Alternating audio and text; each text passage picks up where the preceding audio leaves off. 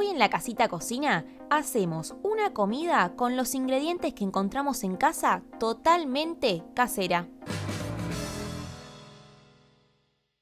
Bueno, por acá tenemos 3 cebollas más o menos grandecitas, un diente de ajo, puerro, separamos el tallo de las hojas y esto es lo que vamos a usar para hacer la tarta de hoy. Vamos a empezar por cortarlos a cada uno de estos vegetales.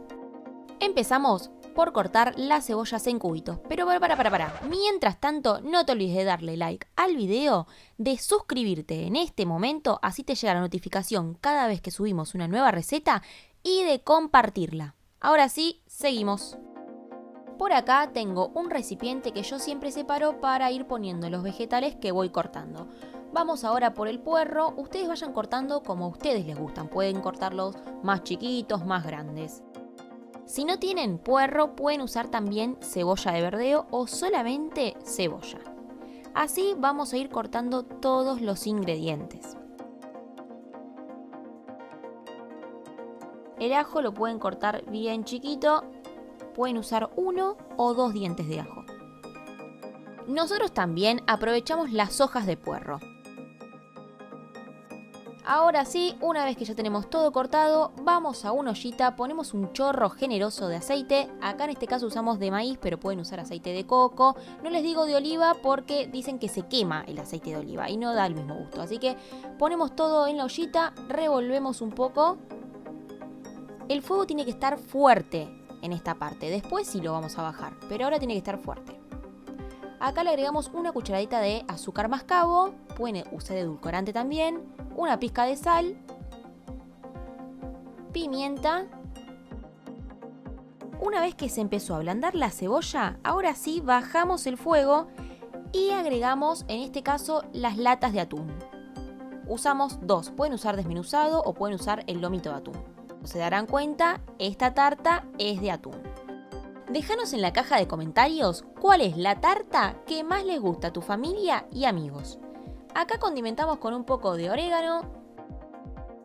Al final encontramos una hojita de cebolla de verdeo y se la agregamos. Ahora sí, tapamos y dejamos cocinar 10 minutos. Pero les damos un secretito, si dejamos la ollita entreabierta no se nos va a quemar ni pasar este relleno. Mientras tanto vamos a hacer la masa casera, sí, casera y sin manteca, con harina, agua y aceite. Siempre son 10 cucharadas de cada una, 10 de harina. La harina puede ser harina leudante o harina común con una cucharadita de polvo de hornear.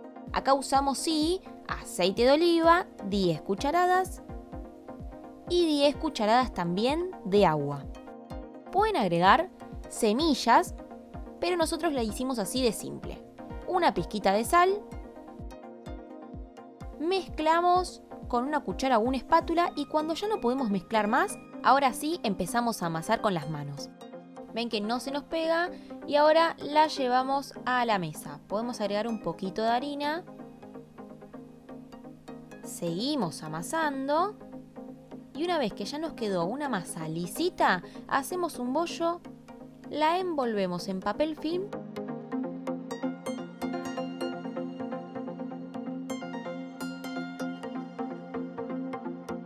y la llevamos a la heladera por aproximadamente 10 minutos.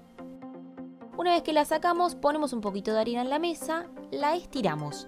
Van a darse cuenta que es una masa súper elástica y que es más, ese mismo bollo lo pueden poner en la tartera y empezar a estirarlo con las manos. Pero nosotros estamos usando un palo de amasar. Previamente en la tartera agregamos un poquito de fritolín o aceite y colocamos la masa ya estirada. Y empezamos con los dedos a llevarlos a los bordes. Una vez que ya tenemos preparada la masa, vamos a terminar el relleno. Acá ya está cocido y lo que vamos a hacer es agregarle 2 huevos. Nosotros siempre los rompemos antes por las dudas. Integramos un poco de nuez moscada. Y ahora les damos un tip que no falla, miren. Vamos a agregar la mitad del relleno.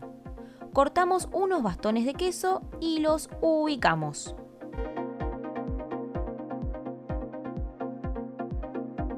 Ahora sí, terminamos de volcar todo el relleno.